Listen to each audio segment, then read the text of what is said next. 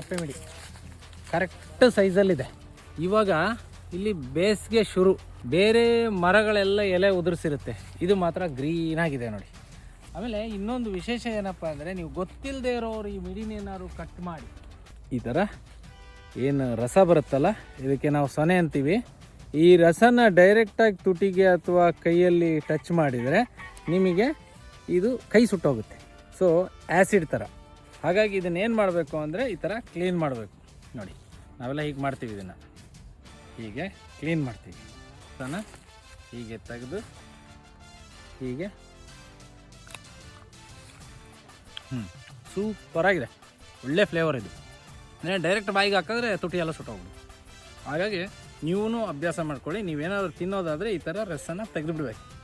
ಯಾರಿಗೆ ನೀವು ಒಳ್ಳೆ ಫ್ರೆಶ್ಶು ಪ್ಯೂರು ಮತ್ತು ಮಲ್ನಾಡು ಅಪ್ಪೆ ಮಿಡಿನೇ ಬೇಕು ಅಂತ ಇದ್ದರೆ ಖಂಡಿತವಾಗ್ಲೂ www.hebbyle.comಗೆ ಲಾಗಿನ್ ಆಗಿ, ಅಲ್ಲಿ ನಿಮಗೆ 100% ನಾನು ಗ್ಯಾರಂಟಿ ಕೊಡ್ತೀನಿ, ಪ್ಯೂರಾದ ಮಲೆನಾಡಿನ ಅಪ್ಪೆ ಮಿಡಿ ಸಿಗುತ್ತೆ. ಇದೆಲ್ಲನೂ ನಮ್ಮದು ಕೆಮಿಕಲ್ ಫ್ರೀ, ಏನು ಆರ್ಗ್ಯಾನಿಕ್ ಪ್ರಾಸೆಸ್ ಅಂತ ಕರಿತೀವಲ್ಲ, ಆ ಮೆಥಡಲ್ಲಿ ಮಾಡಿರ್ತಕ್ಕಂಥ ಐಟಮ್ಸ್ಗಳನ್ನೇ ನಾವು ನಮ್ಮ ವೆಬ್ಸೈಟಲ್ಲಿ ಸೇಲ್ ಮಾಡ್ತಾ ಇರ್ತಕ್ಕಂಥ.